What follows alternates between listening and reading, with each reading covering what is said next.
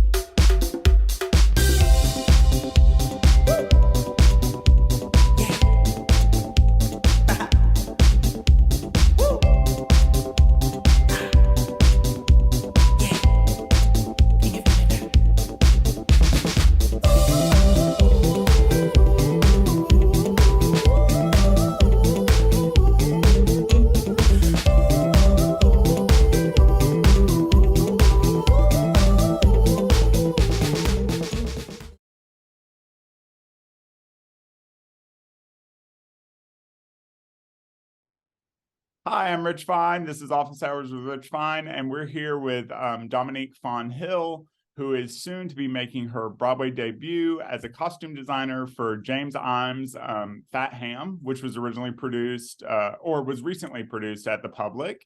And so this is Dominique. If you want to say hello for us. Hello, everybody. Hi. And so Dominique has a super impressive resume. She has her Master of Fine Art in Costume Design from UC San Diego, where she studied with the Tony Award-winning costume designer Judith Dolan. And so first, if I can just ask you, you're from New York City, is that right? I am born and raised Bronx, New York. Okay, awesome. I lived in Washington Heights and was able to sit by the river and look into the Bronx. Yeah. I used to love to get up early in the morning and look across the river.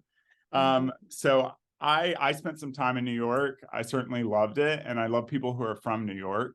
Can you talk a little bit about when you were a young kid in the Bronx? Like, why did you decide to get involved in theater? Like, how did that passion begin for you? Yeah, totally. So, oh my God.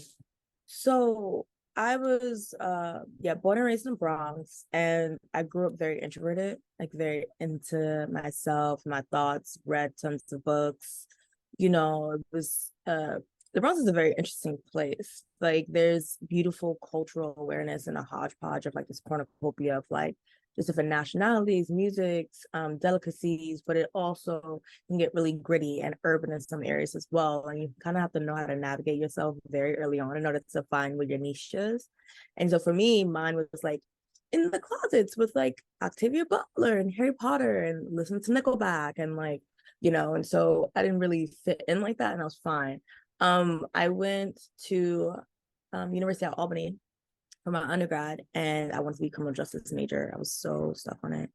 And I couldn't pass like just the basic criminal justice classes. And my What did you professor, want to do in criminal justice? What was I your wanted to be now that I think about it, there was no real direction. I wanted to be like that dude. I think his name was Horatio or something. And he says these dramatic things and it goes commercial, like the body must be gone or whatever.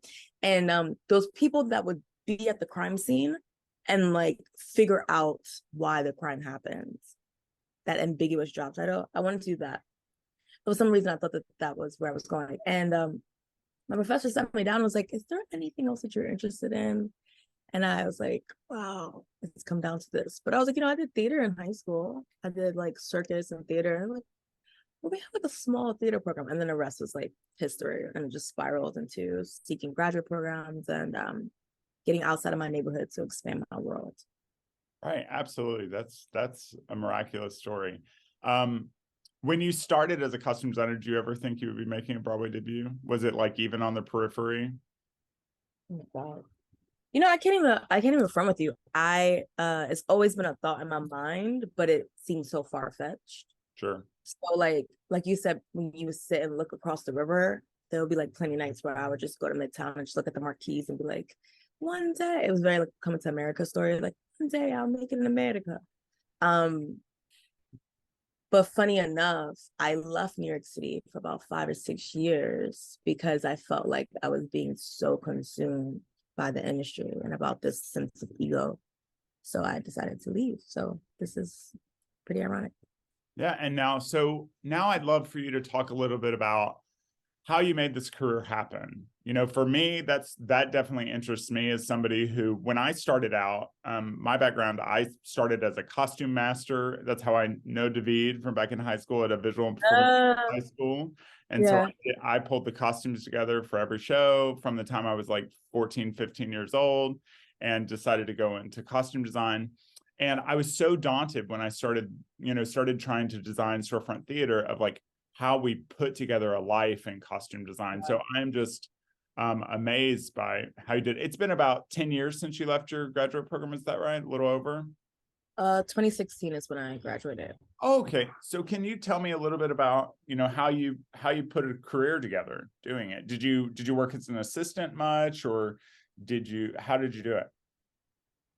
A lot of hustling. So I graduated in 2016, but the hustling kind of started before then. And so like I knew I wanted to go to UCSD, one because it was in California and I never traveled to California before then. But then I went to visit and I was like, what is going on? Like the OC is real. And then but I had to hustle to get into that school. It was such a far-fetched thought. And I was like, I don't have a portfolio. I just have 3 strands of hair. And I got this amazing advice and I applied, reapplied, did all that jazz, got in. Then the hustling really started because I didn't even know what a Photoshop was. And everyone seemed so advanced. Judith Dolan, bless her heart, was so patient all those years, but I came in like a just a guppy. Um, and then what's so beautiful too, for whoever's listening, find out what type of person you are in terms of learning. For me, I needed intimate spaces. I couldn't really process information in a big classroom. Like those big lecture halls was never a thing for me. So I knew that graduate program, which had intimate, like, sessions, was perfect. And then also, if you're looking into school, undergrad or graduate programs, look to see what the incentives are that you would gain while doing your duration there. So UCSD allows you to do an assistantship and a residency with La Jolla Playhouse.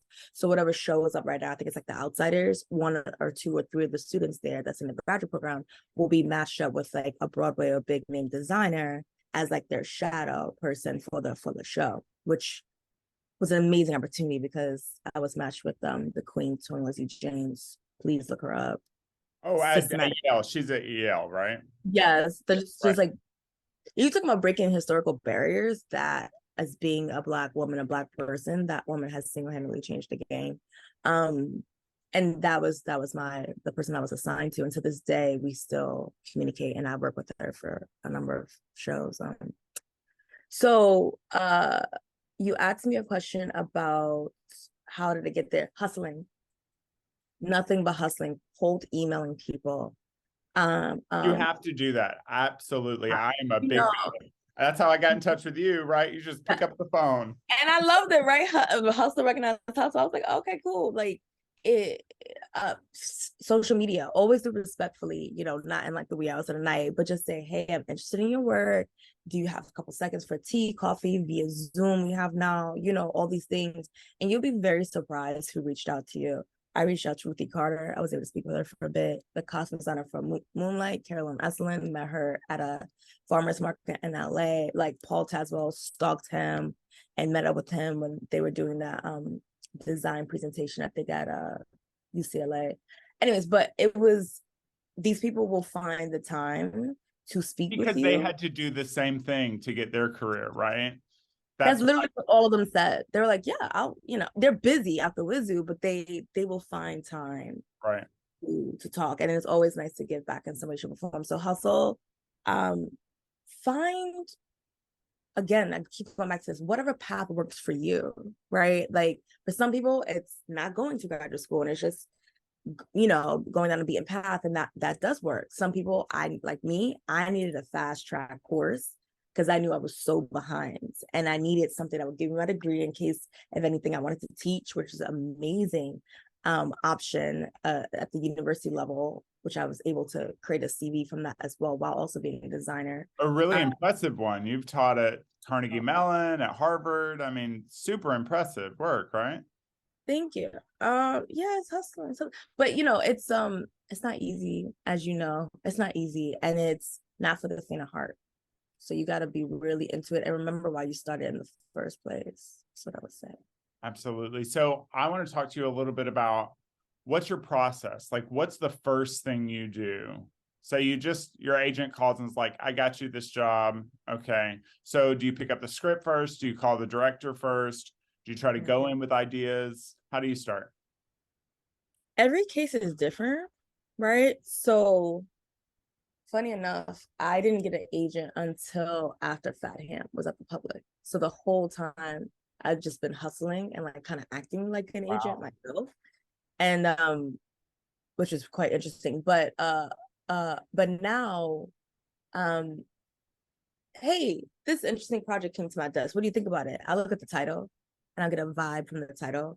Like if it says, everyone in a ditch in a mountain, I don't think I will pick it up. But if it's like the colors of you and me, I'll probably be more inclined to like a title like that. It's very superficial, and then I'll skim the script. I'll first see how many characters it is, if it's period, because you already know off rip, you would need a certain amount of support and you would need a certain amount of money and a certain amount of time to design it, right? I look at the director's name, see if there's any correlation or 60-degree separation with that. And then if it fits with my schedule and my sanity, which I never really take care of that much, but I'm working on it. And then the creative endeavor, if all that holy trinity, so to speak, comes together, then I'll be like, yeah, let's set up an interview. And then I'll get a vibe from the director to see if we even mesh, because not everyone is meant to be a collaborator with you. You know what I mean? And it's easy to say in the beginning because I was hungry too, just taking anything. But then I started to realize that like, if you take anything, you'll be susceptible to everything. And that will just burn you out as an artist. You gotta protect your creative space. And the work will come, even though it feels like it won't. Oh, that's a brilliant way of doing it. It's like a spiritual way of doing it. And yeah. you speak a little bit about the spiritual on your website, about theater and like understanding, that we all want to be understood, right? And for me as an artist, that's certainly one of the reasons I do it, is like to highlight humanity. Can you talk about highlighting humanity in a way that's culturally aware? because I know you taught cultural awareness, right? Or at Carnegie Mellon, is that right? Can you talk a little bit about that course and what it's like thinking about cultural awareness? What some of your recommendations are for costume designers when they deal Yeah, with these issues? yeah, I think it's and it kind of sparked my little funny story. I have time to tell a little story. So and I've said this to a costume designer in real time, but it's always a funny story to reiterate. You don't really notice how many biases you have as an individual. So 2 points. When I went to do Hedwig at Portland Center Stage, I'm so used to being the other, like dark-skinned Black woman in the space, and I own that. I love that. I've learned to be sitting in my beautiful essence because of that. But when you go to a place that you've been to before and you're working on Hedwig and you're the only self-identifying heterosexual person on the team, there's another other that you feel, right? And it's an other of be silent and learn to listen. Finally, And so I felt really awkward during that process because I was like, yo, I'm hardworking. I do have some talent going on here, a lot of talent sometimes, sometimes not. But this is very specific culture that I have to learn and not to just be disrespectful for, and then insert my creativity on top of it. And it was one of the most beautiful experiences ever because I asked so many questions, right? Like, I have my rendering, but you playing this person, how do you identify and how can we make a beautiful like symphony? And it's some of the most powerful work I've ever done because the ego was so far removed and I actually was doing a complete act of service, which is basically what we do. The other time in which I was like, yo, I was so gun hold that the costume designer from Moonlight was Black. Like, you couldn't tell me anything. Growing up in the city, I know the do-rags that be on their heads. I know the sneakers on the live wire. There was so many idiosyncrasies within the costume that I'm just like, that's my hood. That's growing up. Nobody and a mama can design this outside of a woman that is Black. I hit up the costume designer. I was like, I'm so excited to possibly meet you. This might be a long shot. She hit me back up. I was like, wow, this is amazing. I'm gonna meet the costume designer Moonlight. What's happening at the farmer's market? I'm calling her. I'm like, hey, I'm right here. And she's like, me too. And I was like, where are you? And she's like, I'm sitting right here. And she wasn't Black. She was like the most sweetest Caucasian. And I looked at her and I was staring at her and she was like, why are you staring like that? And I was like, can I be honest with you? And she was like, what? I was like, I thought he was Black.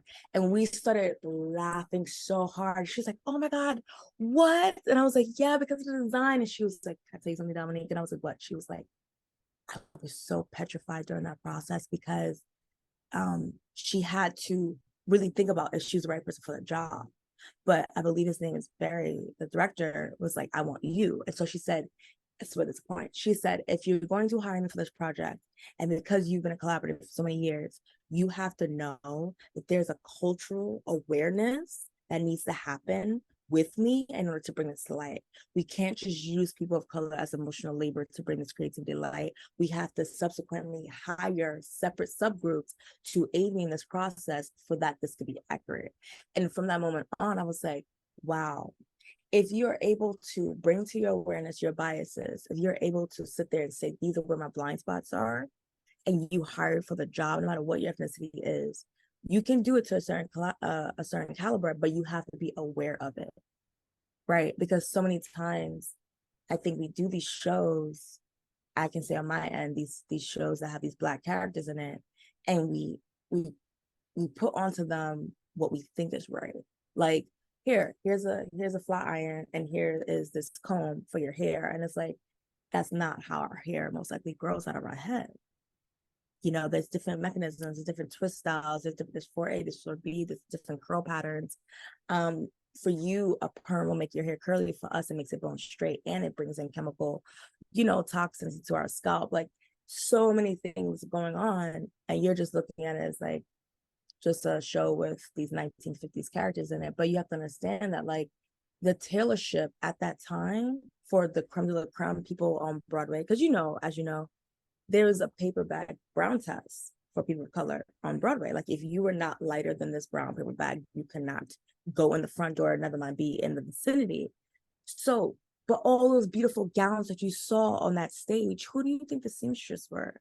Who do you think the tailors were? But they weren't even allowed in the building. That's intimate apparel, right? Is based off of like a foreshadowing of that. So I went down this rabbit hole of information. But yes, that's, you know what I mean? Bringing the individuals that would be in the shadows of a project to light and showing that like the crux of it is the information. The crux of Moonlight was also the brilliance of Carolyn Eslin's work, but also those individuals she asks, what does the sneakers tied around the wire mean to you? Or why is it imperative that you tie your sneakers with your jeans because they're so baggy? Boxer briefs, boxers, do-rags, nose rings, tattoos. You know what I mean? Like all those things that kind of will go past your brain, but adds towards the nuance of the story, I believe helped make that film so impactful. Absolutely. That's super helpful. You know, it's something I think of a lot, you know, as I'm from Alabama originally. So, you know, I come from, to be honest, you know, my childhood formative years, I come from a really an overtly racist background, not my family necessarily. Sure, they had their biases, but it's something I have to be really mindful of, you know, and why I'm so driven to start having these conversations is because, you know, I think it's so important to be an ally wherever we can, you know, and I just want to support my students of color and show them that there's a path forward. So is there anything else you want to add while we're making this about your career, or maybe talk a little bit about Fat Ham? Yes, not necessarily. I'll say it for the end. Fat Ham. Where do you even start? I just feel so blessed. I feel so blessed because there are so many shows out there that just make you watch the show, and there's other shows that you're excited about just being in creation with it. It's like a living, breathing organism, and that's kind of what Fat Ham is. It just keeps growing, and everyone keeps like laughing, but we're doing like this scared laughter, like, what are we doing? And we're just not gonna stop until like the show opens, and then they force us to freeze. But we're all about dreaming, right? So when I first got the show, I was very nervous because I assisted at the public for years. Like, again, maybe they'll see me if I drop off the sock, and they're like, I mean, they're very sweet over there, but there's so many things happening, right? So when I got the offer, I was like, there's no way. Like, I was in California too, right? I was like, what?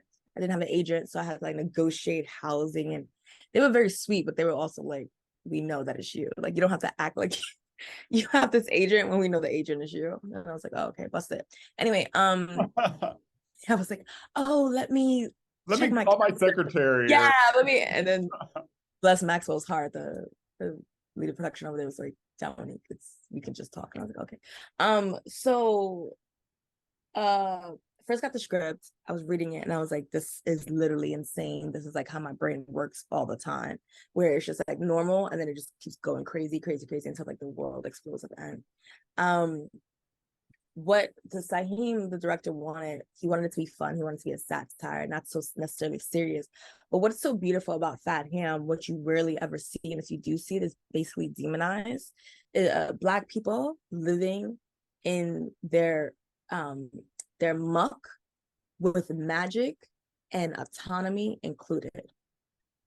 It really breaks my heart where you get a Black show written by a Black director, directed by a white person, whatever, but there's no autonomy for the characters. And that's one thing that Queen Judith Dolan mentioned in grad school. Two things. She's like, the body is primary, so whatever designs you have, go out the window once you see the body. And I was like, okay, copy. And then two, even the most menacing, the most egregious characters of character, you need to find a way to give them autonomy. You're doing a disservice as a designer if you cannot find. I'm like, even the Jeffrey Dahmers, and it's like, even the Jeffrey Dahmers, right?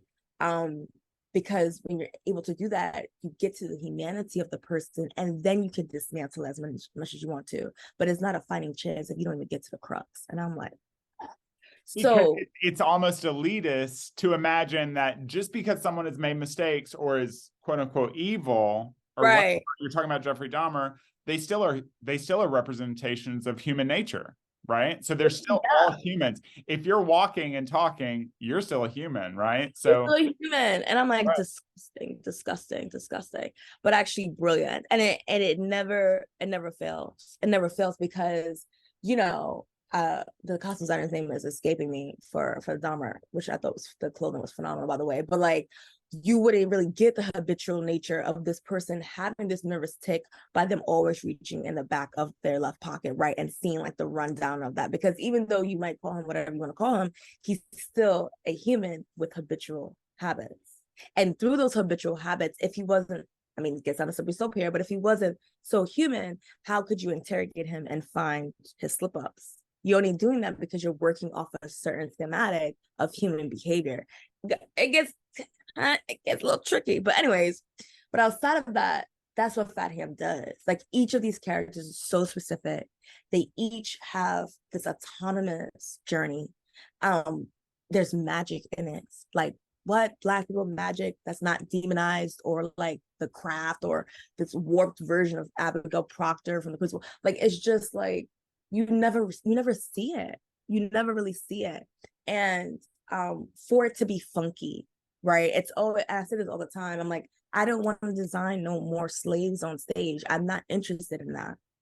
You know, respectfully, it's a story that needs to be told to some capacity, but every time you seem to want to put it on stage, you seem to want to also do the extra emotional labor of having a person of color design, say things, and you're not realizing that there's a emotional turmoil that comes with that. There's decompression that needs to come with that, because you're looking at all this research imagery that gets you into the mode of designing for these people. And there's other stories out there.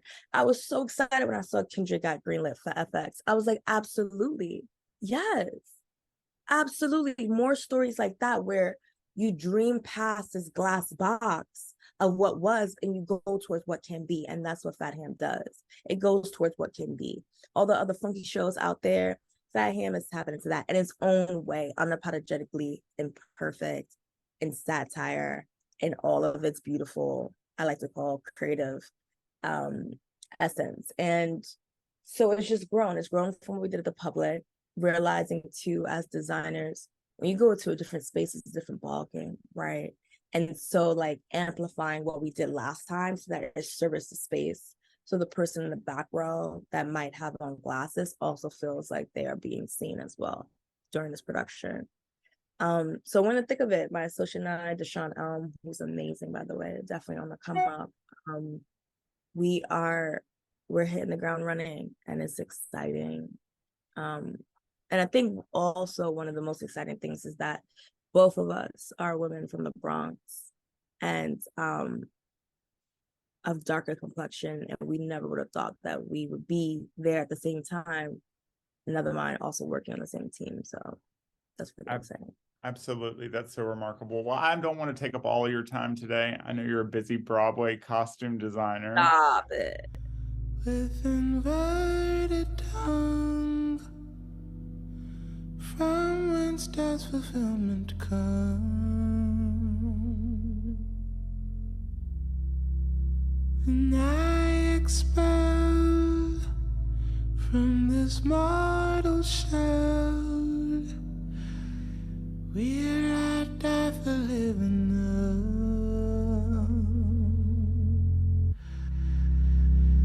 I am my vital, if my desire do, and I do.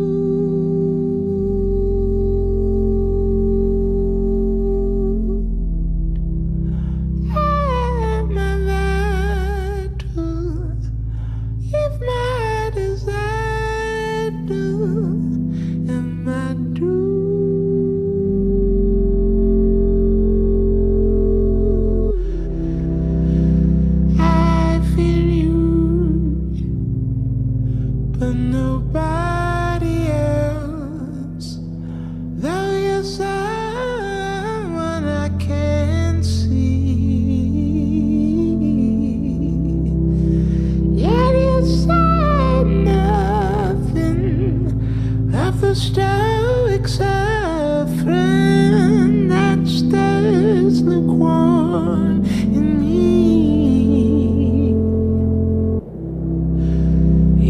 lovelessness is godlessness. Will you cast me to the wayside? Well, I feel the peeling of high-painted ceilings, reveal the covering of a blank sky.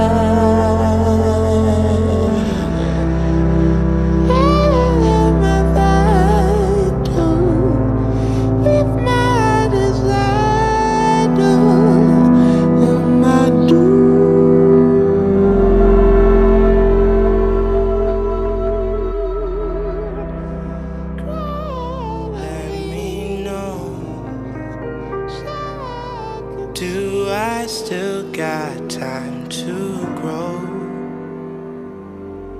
Things ain't always set in stone.